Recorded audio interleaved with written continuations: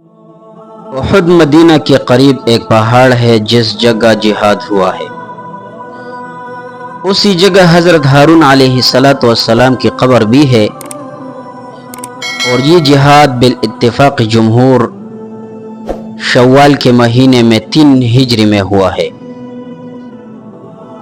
اور تاریخ میں مختلف اقوال ہے۔ علامہ زرقانی شرح مواہب میں یہ لکھا ہے کہ ان میں 7، 8، 9، 10 اور 11 شوال کا ذکر ہے۔ بہرحال یہ واقعہ اس لیے درپیش ہوا کہ بدر کے شکست خوردہ مشرکین نے سال بھر کے جب ہوش سنبھالا تو حرارت انتقام بڑھنے لگی، اور اس مرتبہ نہایت اہتمام سے مدینہ پر چڑھائی کا ارادہ کیا، اور اس غرض کے لیے 3000 نوجوان کا لشکر پورے ساز و سامان کے ساتھ مدینہ کی طرف بڑھا، جس میں 200 گھوڑے اور 3000 اونٹ تھی، اور 14 عورتیں بھی تھی۔ عورتیں اس لیے تھی کہ اس غرض کے لیے ساتھ تھی کہ مردوں کو غیرت دلائے، اور اگر بھاگے تو لعنت ملامت سے ان کو شرماوے۔ ادھر ان حضرت صلی اللہ علیہ وسلم کے چچا حضرت عباس رضی اللہ تعالیٰ عنہ، جو اس وقت اسلام لا چکے تھے مگر ابھی تک مکہ مکرمہ ہی مقیم تھے، انہوں نے فوراً تمام حالات لکھ کر ایک تیز روح قاصد کے ساتھ ان حضرت صلی اللہ علیہ وسلم کے پاس بھیج دیے۔ جب آپ صلی اللہ علیہ وسلم کو اطلاع ہوئی تو فوراً 2 آدمی تحقیق حالات کے لیے بھیجے۔ انہوں نے آ کر خبر دی کہ قریش کا لشکر مدینہ آ پہنچا ہے۔ چونکہ شہر پر حملہ کا اندیشہ تھا، ہر طرف پہرے بٹھا دیے گئے، اور صبح کو آپ صلی اللہ علیہ وسلم صحابہ کے مشورے کے بعد 1000 صحابہ جمعیت مدینہ سے باہر تشریف لائے، جن میں عبداللہ ابن ابی منافق اور اس کے 300 ہم خیال منافقین بھی شامل تھے، مگر یہ سب کے سب راستے ہی سے واپس ہوگی، اور آپ مسلمانوں کا لشکر صرف 700 ہی رہ گیا۔ مدینہ طیبہ سے نکل کر جب فوج کا جائزہ لیا گیا تو کم سن بچے واپس کر دیے گئے، مگر بچوں میں جہاد کے شوق و ذوق کا یہ عالم تھا کہ جب رافع ابن حدیج سے کہا گیا کہ تمہاری عمر کم ہے تو واپس جاؤ، تو پنجوں کے بل تن کر کھڑے ہو گئے کہ اونچی معلوم ہونے لگی۔ چنانچہ وہ جہاد میں لے لی گئی۔ سمرہ ابن جندب رضی اللہ تعالی عنہ، جو ان کے ہم عمر تھے، جب انہوں نے یہ دیکھا کہ تو عرض کیا کہ میں تو رافع رضی اللہ تعالیٰ عنہ کو لڑائی میں پچھاڑ دیتا ہوں، اگر وہ جہاد میں لیے جاتے ہیں تو مجھے بدرجہ اولیٰ لینا چاہیے۔ ان کے کہنے کے مطابق دونوں میں مقابلہ کرایا گیا، تو سمرہ رضی اللہ تعالی عنہ نے رافع رضی اللہ تعالی عنہ کو پچھاڑ لیا، اور اس طرح ان کو بھی جہاد میں لے لیا۔ العرض مقابلہ پر پہنچ کر نبی کریم صلی اللہ علیہ وسلم نے سب آرائی فرمائی۔ احد پہاڑ اس کی طرف تھا، اس لیے اس کی طرف سے غنیمت کے آنے کا احتمال تھا۔ آپ صلی اللہ علیہ وسلم نے 50 آدمی پہرے کے لیے کھڑے کر دیے، اور ارشاد فرمایا کہ مسلمانوں کو فتح ہو یا شکست، تم اپنی جگہ سے نہ ہلنا۔ لڑائی جب شروع ہوئی اور دیر تک کی لڑائی کے بعد جب فوجیں ہٹے تو مسلمانوں کا پلہ بھاری تھا، قریش بدحواس ہو کر منتشر ہو گئے۔ مسلمانوں نے مال غنیمت جمع کرنے شروع کر دیا۔ یہ دیکھتے ہی وہ لوگ بھی اپنے جگہ چھوڑ کر یہاں آ گئے، جن کو عقب کی جانب پہاڑ پر نگرانی کے لیے مقرر فرما دیا تھا۔ ان کے امیر عبداللہ ابن جبیر رضی اللہ تعالی عنہ نے بہت منع کیا، مگر یہ اصحاب یہ سمجھ کر کہ اب یہاں ٹھہرنے کی ضرورت نہیں، یہاں سے ہٹ گئے اور نہ روکے، اور یہاں صرف چند صحابہ رہ گئے۔ یہ معاملہ دیکھ کر خالد بن ولید جو ابھی مسلمان نہیں ہوئے تھے اور کفار کی طرف سے لڑ رہے تھے۔ عقب کی جانب کی طرف سے دفعتاً حملہ کیا۔ عبداللہ ابن جبیر رضی اللہ تعالی عنہ اور ان کے باقی ماندہ چند ساتھیوں نے نہایت جان بازی کے ساتھ ان کا مقابلہ کیا۔ بالآخر سب کے سب شہید ہوئے، آب راستہ صاف ہو گیا۔ خالد بن ولید رضی اللہ تعالیٰ عنہ اپنے دستے کے ساتھ مسلمانوں پر ٹوٹ پڑے اور دونوں فوجی اس طرح مل گئے کہ خود مسلمانوں کے ہاتھ سے مارے گئے۔ اس میں مصعب بن عمیر رضی اللہ تعالیٰ عنہ شہید ہوئے۔ یہ چونکہ حضور صلی اللہ علیہ وسلم کے مشابہ تھے، ان کی شہادت سے یہ مشہور ہو گیا کہ حضور صلی اللہ علیہ وسلم شہید ہو گئے۔ اور بعض روایت میں سے یہ ہے کہ کسی شیطان یا مشرک نے زور سے یہ آواز لگا دی کہ محمد صلی اللہ علیہ وسلم قتل ہو گئے۔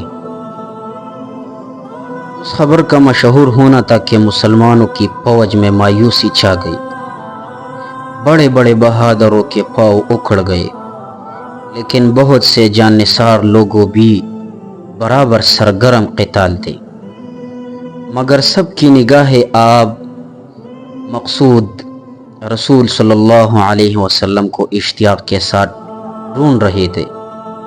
سب سے پہلے حضرت کعب ابن مالک رضی اللہ تعالیٰ عنہ کی نظر حضور اقدس صلی اللہ علیہ وسلم پر پڑی۔ انہوں نے خوشی سے پکارا، مبارک ہو رسول اللہ صلی اللہ علیہ وسلم بخیر و عافیت تشریف فرما ہے۔ یہ سن میں ہی صحابہ کرام رضی اللہ تعالی عنہم اجمعین آپ صلی اللہ علیہ وسلم کی طرف دوڑ پڑے، مگر ساتھ ہی کفار نے بھی سب طرف ہٹ کر اسی جانب رخ کیا۔ کئی مرتبہ آپ صلی اللہ علیہ وسلم پر حملہ ہوا، مگر آپ صلی اللہ علیہ وسلم محفوظ رہے۔ ایک مرتبہ جب کفار نے ہجوم کیا تو ارشاد ہوا، کون مجھ پر جان دیتا ہے؟ تو حضرت زیاد ابن اسکم مع 4 اصحاب رضی اللہ تعالی عنہم اجمعین کے آگے بڑھے، سب کے سب نہایت دلیرانہ جان بازی کے ساتھ شہید ہو گئے۔ جب زیاد زخمی ہو گئے گرے تو ارشاد فرمایا کہ ان کا لاش قریب لاؤ۔ اس وقت تک خود جان باقی تھی، قدموں پر منہ رکھ دیا اور اسی حالت میں جان دے دی۔ سبحان اللہ۔ قریش کا مشہور بہادر عبداللہ ابن قمیہ صفوں کا چیرتا ہوا آگے بڑھا اور ان حضرت صلی اللہ علیہ وسلم کے چہرے انور پر تلوار ماری، جس سے خود کی 2 کڑیاں چہرے مبارک پر گھس گئی اور ایک دندان مبارک شہید ہو گیا۔ حضرت صدیق اکبر رضی اللہ تعالیٰ عنہ خود کی کھڑیوں کو زخم سے نکالنے کے لیے آگے بڑھے تو ابو عبیدہ ابن جراح رضی اللہ تعالیٰ عنہ نے قسم دی کہ خدا کے لیے یہ خدمت مجھے کرنے دو، اور خود آگے بڑھ کر ہاتھ کے بچائے اپنے منہ سے ان کھڑیوں کو کھینچا تو پہلی مرتبہ ایک کھڑی نکلی، مگر ساتھ ہی اس کے زور سے ابو عبیدہ رضی اللہ تعالیٰ عنہ کا ایک دانت بھی گر گیا۔ یہ دیکھ کر دوسری کھڑی نکالنے کے لیے پھر حضرت صدیق اکبر رضی اللہ تعالی عنہ بڑھنے لگے۔ ابو عبیدہ ابن جراح رضی اللہ تعالیٰ عنہ نے پھر قسم دے کر ان کو رکا اور خود ہی دوبارہ اسی منہ سے دوسری کھڑی نکال لی، جس کے ساتھ ابو عبیدہ رضی اللہ تعالیٰ عنہ کا دوسرا دانت بھی گر گیا۔ ان سخت تکالیفوں کی وجہ سے آپ صلی اللہ علیہ وسلم ایک گڑھے میں گر پڑے، جو کفاروں نے اس لیے بنایا تھا کہ مسلمان اس میں گرے۔ یہ معاملہ صحابہ کرام نے جو دیکھا تو جان باز صحابہ آپ صلی اللہ علیہ وسلم پر چھا گئے۔ تیروں اور تلواروں کی بارش ہو رہی تھی، مگر یہ سب بارش صحابہ رضی اللہ تعالی عنہ نے اپنے اوپر لیتے تھے۔ حضرت ابو دجانہ رضی اللہ تعالی عنہ جھک کر آپ صلی اللہ علیہ وسلم کی ڈال بن گئے، جو تیر آتا ان کی پشت پر لگتا تھا۔ حضرت طلحہ رضی اللہ تعالیٰ عنہ نے تیروں اور تلواروں کو اپنے اوپر رکا، جس سے اس صحابی کا ہاتھ کٹ کر گر گیا، اور جنگ کے بعد دیکھا گیا تو ان کے بدن پر 70 سے زیادہ زخم تھے۔ اللہ اکبر۔ ابو طلحہ رضی اللہ تعالیٰ عنہ ایک ڈال کے ذریعے آپ صلی اللہ علیہ وسلم کی حفاظت کر رہے تھے۔ آپ صلی اللہ علیہ وسلم جب گردن اٹھا کر پوچھ کی طرف دیکھتے تو ابو طلحہ رضی اللہ تعالیٰ عنہ کہتے تھے، یا رسول اللہ صلی اللہ علیہ وسلم، سر نہ اٹھائے، کوئی تیر نہ لگ جائے، اس کے لیے آپ صلی اللہ علیہ وسلم سے پہلے میرا سینہ موجود ہے۔ سبحان اللہ۔ آپ صلی اللہ علیہ وسلم کے ساتھ صحابہ کا کتنا عشق تھا۔ ایک صحابی نے عرض کیا، یا رسول اللہ صلی اللہ علیہ وسلم، اگر میں قتل ہو گیا تو میرا ٹھکانہ کہاں ہوگا؟ تو آپ صلی اللہ علیہ وسلم نے فرمایا کہ جنت میں۔ تو ان صحابی کے ہاتھ میں کچھ کھجوریں تھی تو وہ کھا رہے تھے۔ یہ سنتے ہی انہیں پھینک کر سیدھے معرکے میں پہنچے اور سرگرم قتال ہونے کے بعد شہید ہو گئے۔ یہ قریش بدبخت بے رحمی کے ساتھ آپ صلی اللہ علیہ وسلم پر تیر و تلواریں برسا رہے تھے، مگر رحمت للعالمین کی زبان مبارک پر یہ الفاظ تھی، اللہم اغفر لقومی فإنہم لا یعلمون، اے میرے پروردگار میری قوم کو بخش دیے کیونکہ وہ جانتے نہیں۔ اللہ اللہ۔ ان بدبختوں کی ظلم کی وجہ سے حضور صلی اللہ علیہ وسلم کے چہرہ انور سے خون جاری تھا، اور سراف رحمت اس کو کبھی کبھی کپڑے وغیرہ سے پہنچتے جاتے تھے، اور فرمایا اگر اس خون سے ایک قطرہ بھی زمین پر گر جاتا تو سب پر عذاب خداوندی نازل ہو جاتا۔ ہم کتنے خوش قسمت ہیں کہ اللہ تعالیٰ نے اس عظیم پیغمبر رحیم ذات ہم کو بھیجا ہے۔ اس غزوہ میں کفار کے صرف 22 یا 23 آدمی مارے گئے اور مسلمانوں میں سے 70 شہید ہوئے۔ بھائیو، غزوہ احد کے واقعے سے چند سبق ملتی ہے۔ پہلی بات، جیسا کہ معلوم ہو چکا ہے کہ کفار قریش اس جنگ میں عورتوں کو بھی لائے تھے کہ وہ مردوں کو پسپائی سے رک سکے۔ نبی صلی اللہ علیہ وسلم نے دیکھا کہ عورت ہندہ زوجہ ابی سفیان کی سربراہی میں اشعار گا گا کر مردوں کو جوش دلا رہے تھے۔ ان اشعاروں کا مطلب یہ تھا کہ اگر مقابلہ پر ڈٹے رہے اور فتح پائی تو ہم تم کو گلے لگائیں گے اور تمہارے لیے نرم بستر بچھائیں گے، لیکن اگر تم نے پیٹ موڑی تو ہم تم بالکل چھوڑ دیں گے۔ لیکن دوسری طرف خاتم الانبیاء صلی اللہ علیہ وسلم کی زبان مبارک پر یہ الفاظ تھی، اے اللہ، میں تجھ سے ہی قوت حاصل کرتا ہوں اور تیرے ہی نام سے حملہ کرتا ہوں اور تیرے ہی دین کے لیے قتال کرتا ہوں، اللہ تعالیٰ ہی کافی ہے اور بڑا اچھا کارساز۔ اس دعا کا ایک ایک لفظ تعلق مع اللہ کی تاکید اور مسلمانوں کے تمام افعال و اعمال حتیٰ کہ جنگ و قتال کو بھی دیگر اقوام کے جنگ و قتال سے بھی ممتاز کر رہا ہے۔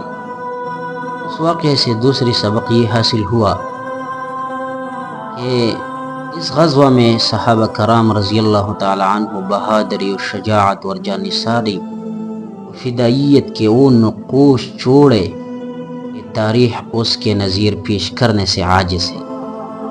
حضرت ابو دجانہ رضی اللہ تعالیٰ عنہ نے اپنے جسم کو حضور صلی اللہ علیہ وسلم کے لیے ڈال بنایا تھا کہ ہر آنے والے تیر اپنے سینے پر کھاتے تھے۔ حضرت طلحہ رضی اللہ تعالیٰ عنہ نے بھی ایسا کیا، لیکن حضور صلی اللہ علیہ وسلم کی رفاقت کو نہیں چھوڑا۔ حضرت انس بن مالک رضی اللہ تعالیٰ عنہ کے چچا حضرت انس بن نذیر جنگ بدر سے غیر حاضر رہے تھے، اس لیے ان کو اس کا افسوس تھا اور آرزو کر رہے تھے کہ نبی صلی اللہ علیہ وسلم کی رفاقت میں اگر کوئی موقع ہاتھ آیا تو اپنے دل کی حسرت پوری کروں گا۔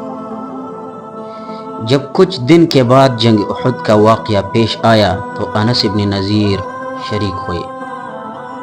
مسلمان جب منتشر ہوئے اور کفار قریش کا سیلاب آمول رہا، یہ اپنی تلوار لے کر آگے بڑھے اتفاقاً حضرت سعد رضی اللہ تعالی عنہ سے ملاقات ہوئی۔ پکار کر کہا، سعد کہاں جا رہے ہو؟ میں تو احد کے اس دامن میں جنت کی خوشبو محسوس کر رہا ہوں۔ یہ کہہ کر آگے بڑھے اور شدید قتال کے بعد اپنی جان افرین کے سفر کر دی۔ حضرت جابر رضی اللہ تعالیٰ عنہ فرماتے ہیں کہ جب مسلمان منتشر ہوئے تو اس وقت حضور اقدس صلی اللہ علیہ وسلم کے ساتھ صرف 11 صحابہ رہ گئے تھے، جن میں حضرت طلحہ رضی اللہ تعالیٰ عنہ بھی تھے۔ کفار قریش کا سیلاب آمول آ رہا تھا تو حضور اقدس صلی اللہ علیہ وسلم نے فرمایا، کون ان کا خبر لے گا؟ حضرت طلحہ رضی اللہ تعالیٰ عنہ بول کر اٹھے، میں۔ ایک دوسرے انصاری صحابی نے کہا، میں حاضر ہوں۔ تو انصاری کو آپ صلی اللہ علیہ وسلم نے جانے کا حکم دیا۔ وہ قتال کے بعد شہید ہو گئے۔ پھر ایک ریل آیا، آپ صلی اللہ علیہ وسلم نے پھر وہی سوال کیا۔ حضرت طلحہ رضی اللہ تعالیٰ عنہ نے وہی جواب دیا اور بےتاب ہو رہے تھے کہ حضور صلی اللہ علیہ وسلم حکم دے تو میں آگے بڑھوں۔ حضور صلی اللہ علیہ وسلم نے پھر کسی دوسری صحابوں کے بھیج دیا اور طلحہ رضی اللہ تعالیٰ عنہ کی تمنا پوری نہیں ہوئی۔ اسی طرح 7 بار حضور صلی اللہ علیہ وسلم نے کہا اور ہر مرتبہ حضرت طلحہ رضی اللہ تعالیٰ عنہ کو اجازت نہیں دی گئی اور دوسرے صحابہ کو اجازت دی جاتی تھی، وہ شہید ہو جاتے ہیں۔ اللہ، میرے بھائیوں، ان اشخاصوں نے کتنی تکالیفیں دین کی خاطر اٹھائی ہے۔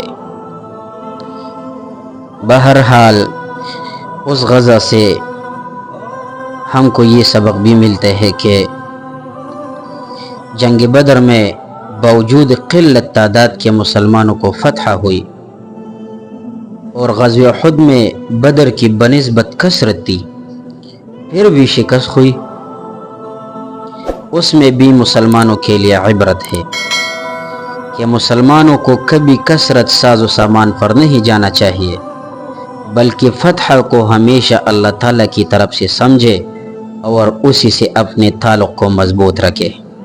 میرے پیارے بھائیوں، یہ بات بھی ذہن نشین کرے کہ احد کے مصائب جو صحابہ کرام پر بہت زیادہ تھے، یہ سزا نہیں بلکہ آزمائش تھی، کیونکہ وَلِيَبْتَلِيَ اللَّهُ مَا فِي صُدُورِكُمْ آیت سے معلوم ہوا کہ غزوہ احد میں جو مصائب اور تکالیف صحابہ کرام رضی اللہ تعالیٰ عنہ کو پیش آئے، وہ بطور سزا نہیں بلکہ بطور آزمائش تھے۔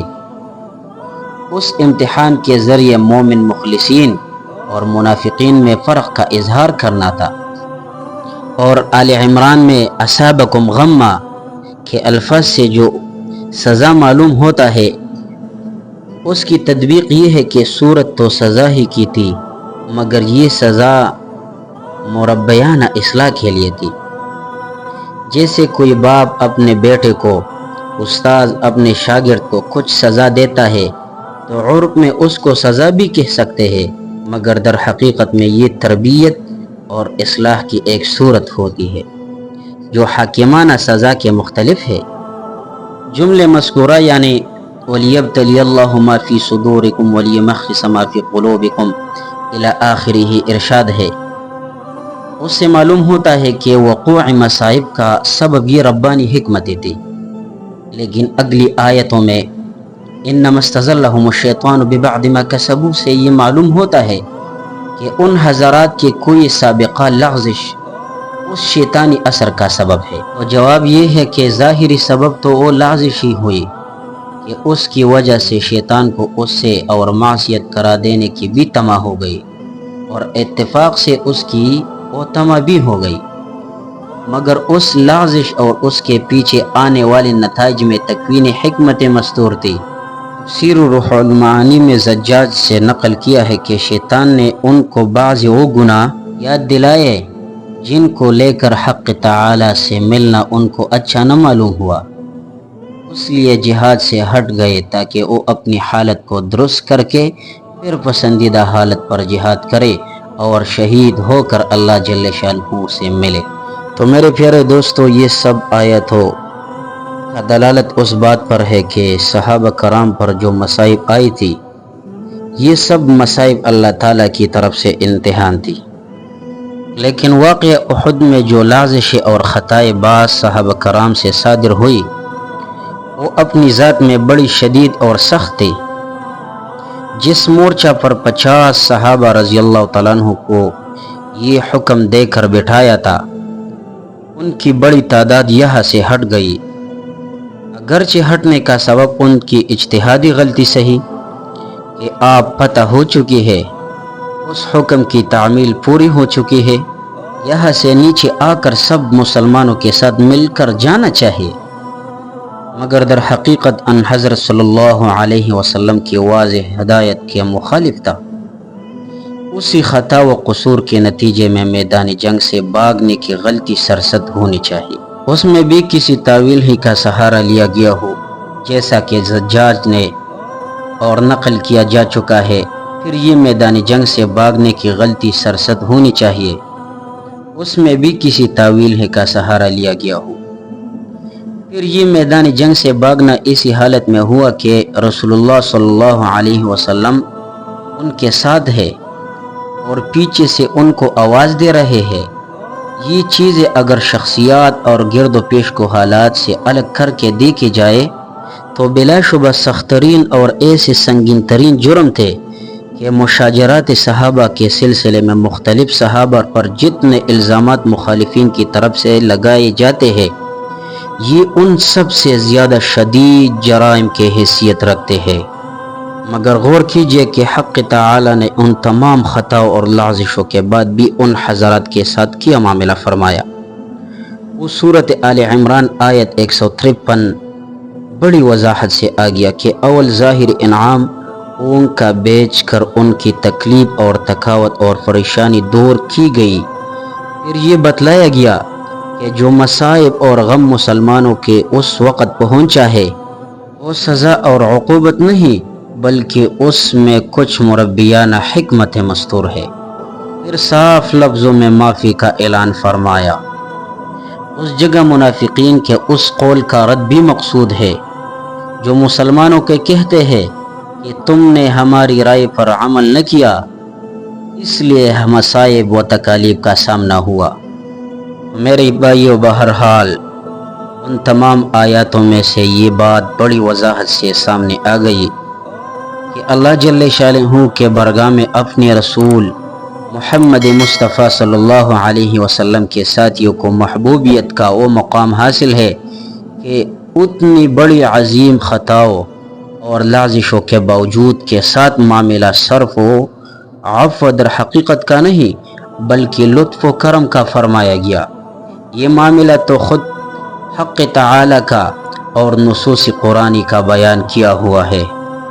اسی طرح کا ایک معاملہ حضرت خاطب ابن ابی بلتعہ کے سامنے پیش ہوا۔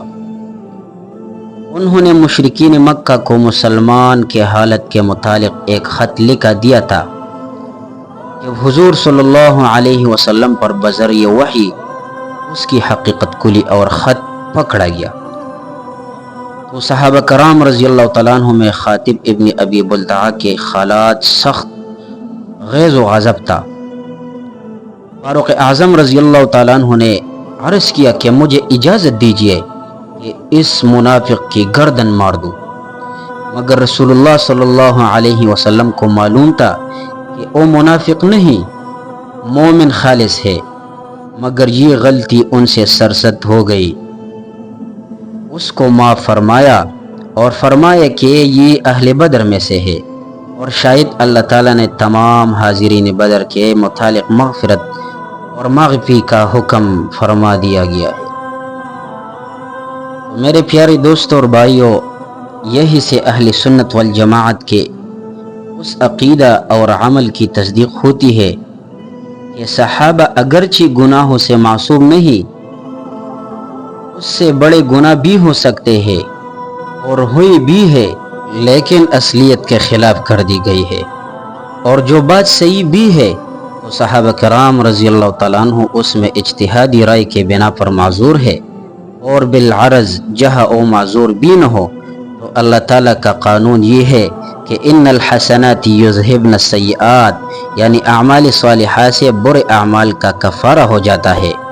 اور یہ ظاہر ہے کہ صحابہ کرام رضی اللہ تعالیٰ عنہ کے اعمال صالحہ کے برابر دوسرے کے اعمال نہیں ہو سکتے، اور اللہ تعالیٰ نے عفو و کرم کے جتنے وہ مستحق ہے کوئی دوسرا نہیں ہو سکتا۔ اس لیے کسی کو یہ حق نہیں کہ ان کے اعمال پر مواخذہ کرے اور ان میں سے کسی پر طعن و اعتراض کی زبان کھولے۔ اللہ ہم سب کو صحابہ کی عظمت نصیب فرمائے اور اس صحابہ کرام کی نقش قدم پر چلنے کی توفیق عطا فرمائے۔ آمین آمین ثم آمین یا رب العالمین، وآخر دعوانا ان الحمد للہ رب العالمین۔